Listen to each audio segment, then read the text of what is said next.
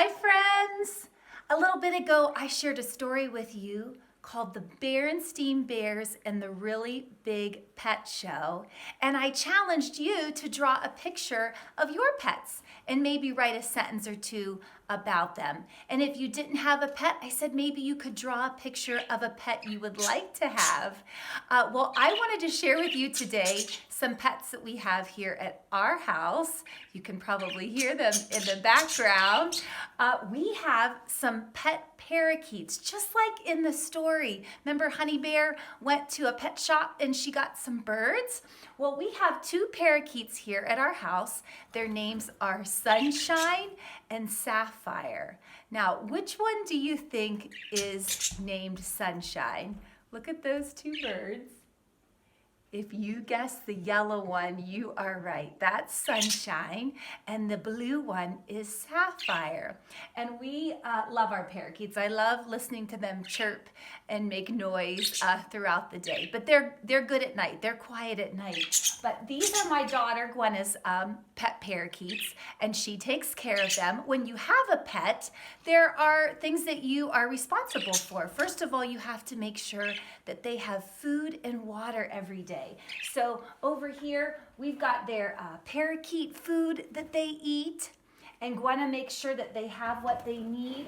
And then for a special treat, parakeets like millet. So she'll put some millet sticks in there, and they absolutely love those. You can see right now that they're sitting on their bridge. When you have pets, not only do you want to provide food and water for them, but you want them to have some toys, some things to play with. So in their cage, there's a little mirror and a bell and a bridge that they can sit on. And every once in a while, Gwenna will get Sunshine and Sapphire out and let them fly around here in our house. And that's pretty fun. But we have those two birds. We also have two dogs, and we have a cat. In fact, you may have seen Jude in my video earlier. When I went back and watched it, I realized that Jude was sitting on the windowsill. That's our cat. He was sitting on the windowsill the whole time while we were reading our story. So maybe you can go back and try to spot him. But he was in the video. And then I'm gonna put this over here. You might see this other cage.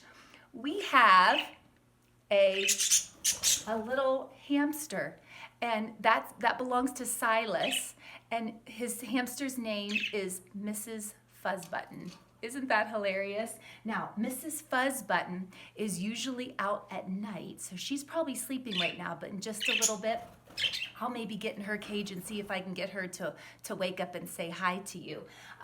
But you'll notice that both of these pets, the parakeets and the hamster, they have cages that they live in. So it's Gwenna and Silas's job to make sure that their cages stay clean, that they have the food and water they need, some toys. Mrs. Fuzzbutton, she has a little wheel that when she's feeling ambitious, she feels like doing some exercise, she gets on that wheel, and then we have this little ball that sometimes Mrs. Fuzzbutton goes in, and she can roll around on the floor. And then of course she's got her hamster food right over here that we feed her to make sure she stays healthy and grows.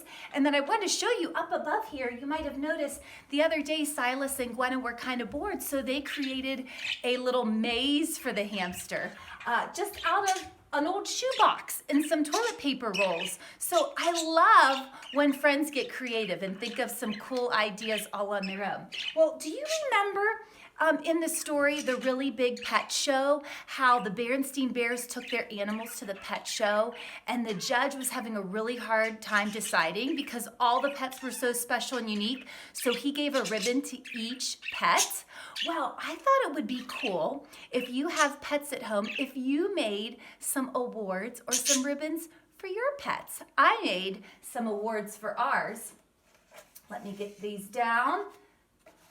Now, I just took some paper and some markers, and I drew a circle first. I drew a circle, and then I just made some frowns going around to make this part. Almost looks like a flower. And then I added the ribbon part at the bottom, and then I just cut it out. I put some tape on the back, and this award says prettiest pet. You know which pet I think is the prettiest?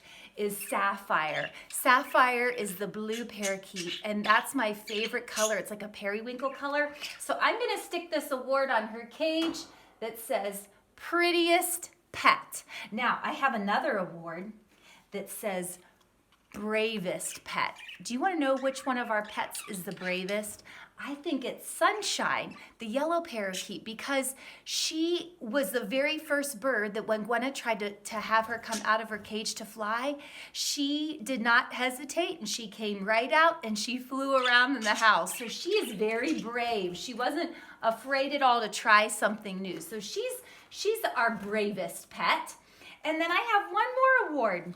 This says softest pet. Do you know which pet is the softest?